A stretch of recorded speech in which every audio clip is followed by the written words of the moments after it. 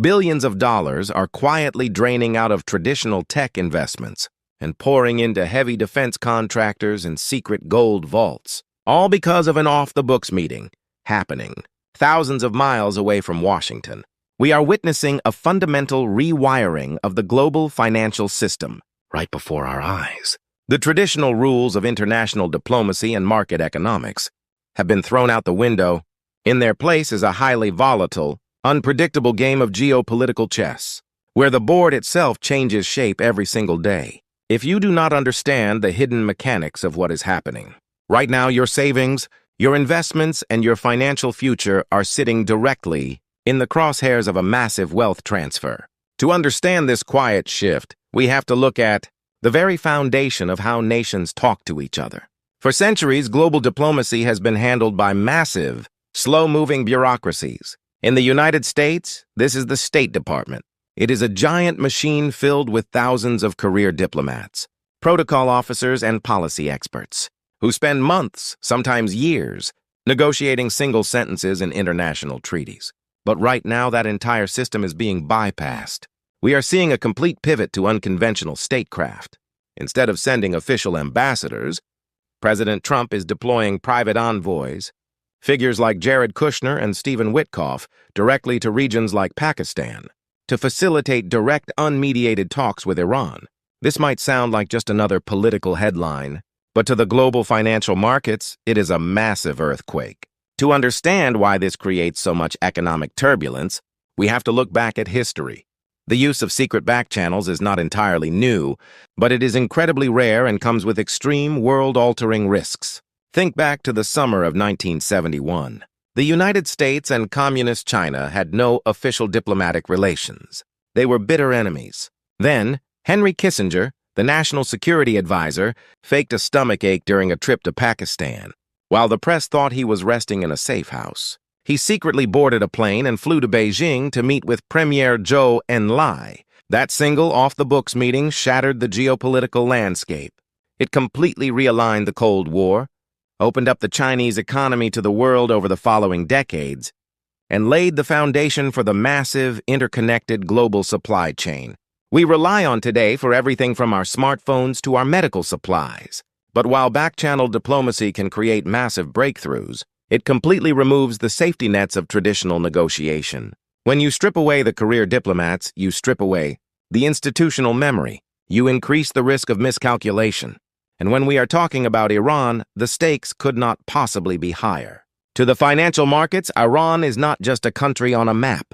It is the geographic gatekeeper to the lifeblood of the global economy, which is crude oil. Let me explain exactly why Wall Street computer algorithms start violently selling off stocks. The moment they detect instability in this region, Iran borders the Strait of Hormuz. This is a narrow strip of water between the Persian Gulf and the Gulf of Oman. At its narrowest point, the shipping lanes are only 2 miles wide. Yet, roughly 20% of the entire world's petroleum passes through this tiny, vulnerable choke point every single day. Think of the global economy as a massive, sprawling city, and the Strait of Hormuz is the only bridge connecting that city to its food and water supply. If someone parks a truck across that bridge, the city starves. If these unconventional direct talks with Iran break down, the risk of a military confrontation skyrockets. And if conflict erupts, that 2-mile-wide shipping lane gets shut down. We have seen what happens when the world loses access to Middle Eastern oil. In 1973, during the Yom Kippur War, the Organization of Arab Petroleum Exporting Countries placed an embargo on nations that supported Israel. The result was absolute devastation for the everyday consumer. The price of oil quadrupled almost overnight. In the United States, inflation exploded, the stock market crashed, and everyday people waited in lines for hours just to buy a single gallon of gasoline. It triggered a decade of economic stagnation. Today, the situation is even more precarious. Following the withdrawal from the Joint Comprehensive Plan of Action, or the Iran nuclear deal, back in 2018, Iran has been steadily increasing its uranium enrichment. Uranium enrichment is a complex scientific process, but you can think of it like heating up a massive pressure cooker. As you enrich the uranium to higher and higher purities, you are turning up the heat and sealing the lid tighter and tighter. Without the safety valve of an international monitoring agreement, the pressure inside that cooker is building up. The financial markets know this. Institutional investors know this. That is exactly why we are seeing a persistent risk premium in crude oil prices right now. A risk premium is essentially an insurance policy priced into the market. Buyers are willing to pay more for oil today because they are terrified that the supply might be cut off tomorrow. This means that every time you fill up your gas tank or buy a plane ticket, you are personally paying for this geopolitical uncertainty. But the turbulence does not stop in the Middle East. At the exact same time, we are witnessing a massive breakdown in the relationships between historic allies driven by aggressive new trade policies, specifically the threat of massive tariffs against the United Kingdom over their implementation of a digital services tax. This is a critical concept that is fundamentally reshaping the technology sector, which has been the primary engine of wealth creation for the last 20 years. To understand the digital services tax, we need to understand how the modern economy works. For the last 2 decades, American technology giants have operated under a beautifully simple and wildly profitable business model. They offer free services like search engines and social media networks to billions of people around the world. In exchange, they harvest an unbelievable amount of behavioral data from those users. They then use that data to sell highly targeted advertising. It is the most efficient money-making machine in human history. But foreign governments, particularly in Europe and the United Kingdom, have realized that American companies are extracting billions of dollars of value from their citizens without paying significant local taxes. So they created the digital services tax. Think of it like this. Imagine an American mining company went into the United Kingdom, dug up billions of dollars worth of gold, shipped it back to California, and never paid a dime to the British government. For the land they mined, the UK government is finally saying, if you are going to mine the digital data of our citizens, you have to pay a toll. In response, the threat of massive retaliatory tariffs has been put on the table. A tariff is simply a tax placed on goods coming into a country. By threatening tariffs against the United Kingdom, the message is clear. If you tax our digital tech companies, we will tax the physical goods you try to sell to Americans. This kind of aggressive protectionism forces a complete reevaluation of the global trade order. We have to look back at the Smoot-Hawley Tariff Act of 1930 to see how dangerous this game of economic chicken can be. After the stock market crash of 1929, the United States government panicked. They wanted to protect American farmers and factory workers from foreign competition. So they passed the Smoot-Hawley Act, which raised tariffs on over 20,000 imported goods to record levels. It was supposed to save the American economy. Instead, it destroyed it. Our trading partners instantly retaliated with their own tariffs. Global trade completely froze. American farmers could not sell their crops overseas. Factories shut down. What was meant to be a protective measure ended up pouring gasoline on the fire of the Great Depression, dragging the entire world into an economic abyss. When you introduce sudden, unexpected tariffs today, you are throwing sand into the gears of a highly optimized global supply chain. Modern multinational corporations do not build products in one place. An iPhone or a car might have parts from 30 different countries, crossing borders multiple times before it reaches the consumer. If random tariffs pop up overnight based on political grievances, companies cannot predict their costs. Their profit margins collapse. This is why you are seeing a downward trend in the U.S. tech sector. The friction of regulation and trade wars is destroying the certainty that businesses need to survive. This level of global chaos leads us to the domestic front, where the foundation of the American financial system is experiencing its own seismic shifts. At the very center of this is the Federal Reserve. The Federal Reserve is the central bank of the United States. It is arguably the most powerful economic institution on planet Earth. The Fed controls the money supply and sets interest rates. Think of the economy as a giant cargo ship navigating through the ocean. The Federal Reserve is the captain steering the ship. If the economy is growing too fast and inflation is getting out of control, the Fed raises interest rates. That is like pulling the brakes on the ship. It makes borrowing money more expensive, which slows down spending. If the economy is crashing, the Fed lowers interest rates. That is like slamming on the gas pedal.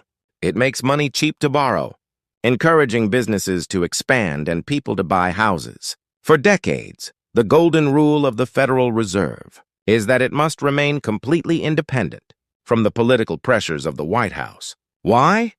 Because politicians always want the economy to look artificially great, right before an election, even if it causes massive inflation later. We learned this lesson the hard way in the 1970s. President Richard Nixon pressured Federal Reserve Chairman Arthur Burns to keep interest rates artificially low, to boost the economy before his re-election campaign.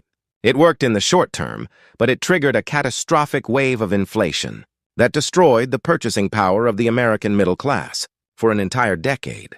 It took a new Fed chairman, Paul Volcker, to step in during the 1980s and brutally raise interest rates to nearly 20%, intentionally causing a painful recession just to crush the inflation that political interference had created. Right now, that independence is facing extreme pressure, with the Department of Justice ending its probe into current Fed Chairman Jerome Powell and the sudden clearing of hurdles for potential replacements like Kevin Warsh. The market is pricing in a massive regulatory shift. If the market believes the Federal Reserve is going to be run by someone who answers directly to political demands, rather than economic data, trust in the United States dollar begins to fracture. Yet, paradoxically, in the short term, the U.S. dollar index is showing extreme strength. It is trending up. Why is the dollar strong when the political system is so chaotic? Because of a concept called the safe haven effect. When the world is on fire, when the Middle East is facing potential conflict, and when global trade networks are threatened by tariffs, international investors panic. They pull their money out of emerging markets in Asia and South America. They pull their money out of risky tech startups, and they look for the safest place on earth to hide their wealth. Historically, the deepest, most secure vault in the world has been United States government bonds. To buy those bonds, foreign investors have to buy U.S. dollars. This massive global panic buying drives the value of the dollar up. But a strong dollar is a double-edged sword. While it makes traveling to Europe cheaper for an American tourist, it makes American manufactured goods incredibly expensive for the rest of the world to buy, further hurting domestic companies that rely on exports. This brings us to the most dangerous phenomenon happening right now: the massive divide between how everyday retail investors and institutional smart money are reacting to this chaos. The current political climate is essentially a highly produced reality television show, broadcast 24 hours a day. It is designed to trigger emotional responses. It fosters an environment of intense cognitive bias and absolute panic. We are seeing this manifest in bizarre, unprecedented ways. Look at the recent phenomenon of meme coins tied to political access. We are seeing digital tokens created out of thin air, with absolutely zero underlying value or utility, being used to grant access to political figures in exchange for cryptocurrency investments. This is a staggering display of mass financial delusion. It perfectly exemplifies how political tribalism and celebrity worship can completely hijack logical financial planning. Everyday investors, driven by the fear of missing out, or FOMO, are pouring their hard-earned savings into speculative digital lottery tickets. To understand how dangerous this is, we have to look back at the original financial bubble, the tulip mania of 1637 in the Netherlands. Back then, a newly introduced flower, the tulip became a status symbol among the wealthy. Suddenly, everyone wanted one. People stopped looking at the tulip as a flower and started looking at it as a guaranteed way to get rich. The price of tulip bulbs skyrocketed. At the peak of the mania, a single tulip bulb sold for the equivalent of a massive luxury mansion. People were selling their family farms and taking on massive debt just to buy a flower bulb. And then, one day, reality set in. The bubble popped. Prices collapsed to zero overnight, and thousands of ordinary people were instantly bankrupted. When you see retail investors trading political meme coins based on headlines, you are witnessing a modern digital tulip mania. They are making impulsive, highly emotional decisions, liquidating solid long-term investments to chase speculative hype based on incomplete information. But while the retail herd is running blindly toward the cliff, what is the smart money doing? Institutional investors, hedge fund managers, and sovereign wealth funds are observing this political theater with a cold, detached, and highly analytical lens. They are not buying meme coins. They are operating as true contrarians. A contrarian is an investor who intentionally goes against the herd. When the public is greedy, the contrarian is fearful. When the public is panicking, the contrarian is hunting for bargains. Right now, the smart money is aggressively hedging against these geopolitical risks. Hedging is essentially buying financial insurance. If you own a house, you buy fire insurance. You don't want your house to burn down, but if it does, you want to be protected. Smart money is looking at the off. The books talks with Iran and the tariff threats, and they are buying financial fire insurance. They are quietly allocating massive amounts of capital into heavy defense contractors. Why? Because if the geopolitical chessboard flips over and conflict breaks out, nations around the world are going to instantly increase their military budgets.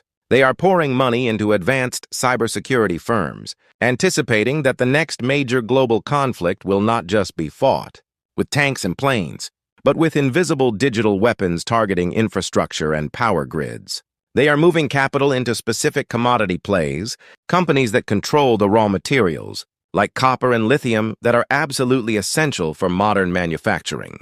Because if supply chains break down, the companies that control the raw earth will dictate the terms of the new economy. This creates a terrifying divergence. The average person is distracted by the daily noise, the controversial judicial appointments, the political probes, and the sensationalized dining habits of former adversaries. Meanwhile, the institutional titans are quietly executing a master playbook of asset reallocation. Let us break down exactly how these institutional titans view the potential outcomes of this unconventional statecraft. In the financial world, you must always map out both the absolute best-case scenario and the absolute worst-case scenario. This is the institutional bull case versus the institutional bear case. The institutional bull case, the optimistic view, relies on the idea that President Trump's erratic, high-pressure negotiation tactics actually work. In this scenario, the threat of massive tariffs and the willingness to bypass traditional diplomacy force foreign adversaries and allies alike to the negotiating table. Imagine a scenario where these high-stakes tactics result in a rapid, comprehensive trade deal with China, ending years of economic friction. If that happens, it unlocks massive global market access overnight. Multinational corporations would see their profit margins explode. Domestically, the bull case banks on a wave of massive deregulation. Think about the financial sector. After the crash of 2008, banks were heavily regulated. If those regulations are stripped away, banks can lend more money faster to more businesses. This would be a massive tailwind for financial exchange-traded funds. Combine that with massive government spending on infrastructure, building roads, bridges, and ports, and you create a massive economic boom. In this scenario, after a brief period of terrifying volatility, the markets roar to life, driving an unprecedented bull run fueled by low taxes, low regulation, and forced international compliance. But then there is the institutional bear case, the dark timeline. The bear case acknowledges that playing geopolitical poker with the world's economy carries fatal downside risks. In this scenario, the secret back channel talks with Iran collapse spectacularly. Iran accelerates its nuclear program, triggering an immediate military response from regional powers. The Strait of Hormuz is mined or blocked. The supply of oil is choked off. The price of crude oil skyrockets past $150, maybe $200 a barrel. This massive energy shock instantly paralyzes the global supply chain. Shipping costs explode. Airline profits vanish. The cost of delivering groceries to your local supermarket doubles. This causes consumer confidence to instantly evaporate. Simultaneously, the aggressive tariff threats against allies, like the United Kingdom, spiral out of control. It turns into a tit-for-tat global trade war, where everyone is taxing everyone else. Global economic growth grinds to a halt. In this environment, trust in the institutions vanishes. Capital flees from the stock market. You would see a violent, sustained market correction, wiping out trillions of dollars of wealth, particularly in the technology and semiconductor sectors, which rely entirely on global cooperation to build their complex products. So how do the absolute best investors in the world survive this environment? They use a specific framework called the Titans Playbook. It is a system built not on predicting the future, but on preparing for any outcome. The first rule of the playbook is understanding the generational bargain. Right now, the market is trapped in a violent tug-of-war between extreme fear and extreme greed. The fear is obvious. It is driven by the fact that corporate executives can no longer forecast their earnings for the next 5 years, because a single late night Policy announcement can rewrite the laws of international trade. This fear creates massive, sudden drops in the stock market. But the greed is equally powerful. Wall Street knows that every time the market crashes, due to political panic, it eventually recovers. So, there is a massive army of algorithmic trading, bots and hedge funds waiting to buy the dip. This creates a market that violently swings up and down every single week. It is a highly reactive, momentum-driven environment where the news cycle dictates the price of your retirement account. To survive this, the titans utilize the asset allocation seesaw. In a stable world, financial advisors used to tell you to put 60% of your money in stocks and 40% in bonds. That old rule is dead. In a politically charged environment, the new institutional allocation is 50-35-15. That means 50% of capital is held in highly resilient equities. We are talking about defensive sectors. What is a defensive sector? Think about consumer staples and healthcare. No matter who is president, no matter what tariffs are passed, people still need to buy toothpaste. They still need to buy toilet paper. And they still need heart medication. The demand for these products is inelastic.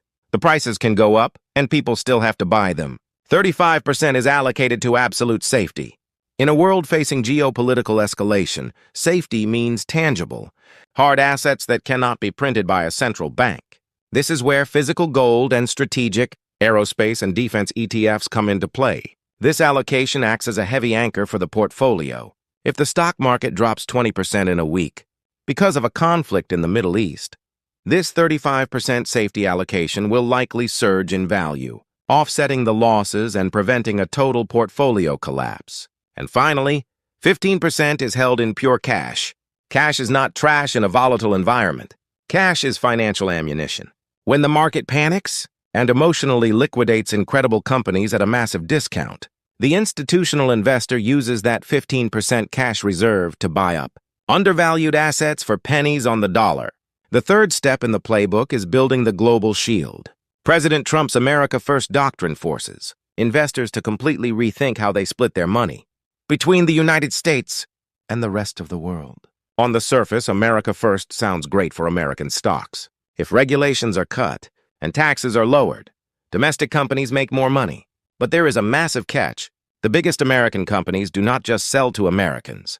The giant tech companies and manufacturers rely on the rest of the world to buy their products. If an aggressive America First policy triggers a global trade war, those international profits disappear. Furthermore, the rest of the world, particularly emerging markets, faces enormous danger.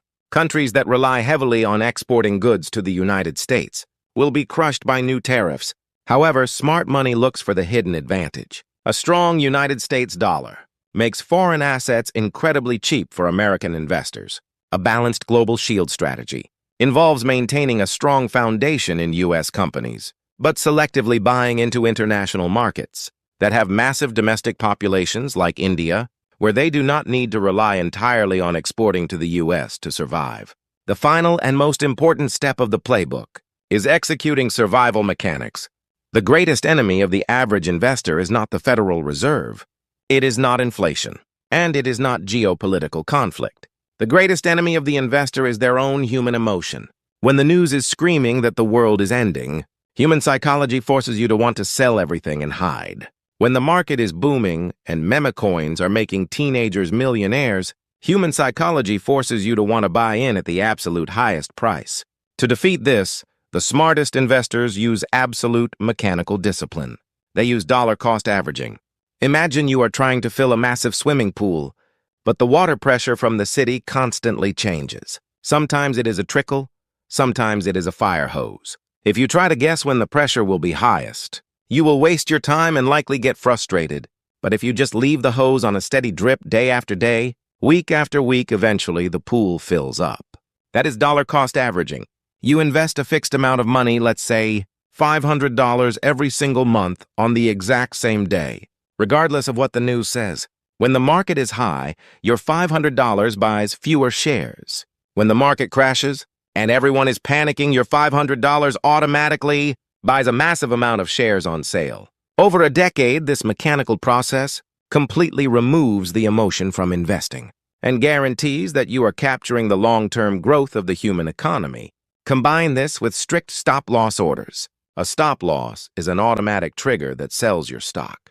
If it drops below a certain price, it is an eject button. If you buy a highly speculative tech stock and a sudden tariff announcement destroys the company's business model, the stop loss automatically gets you out before your investment goes to zero.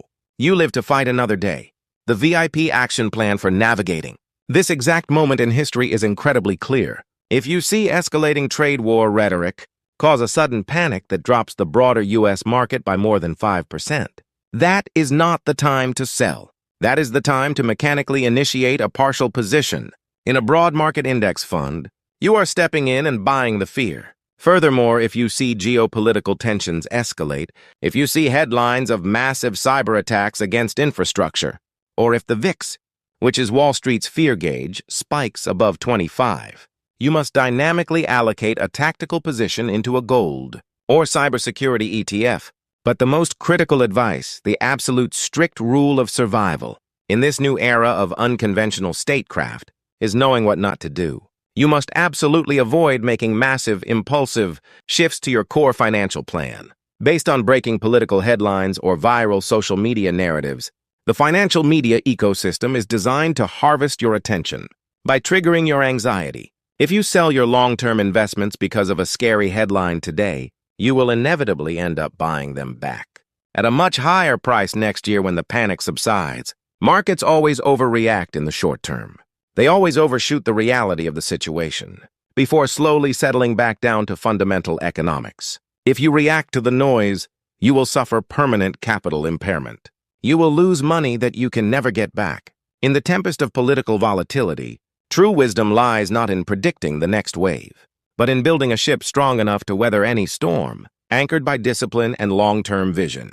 History has proven time and time again that, while the global markets are violently sensitive to political shockwaves, in the short term, they ultimately gravitate towards human progress, innovation, and corporate earnings over the long run.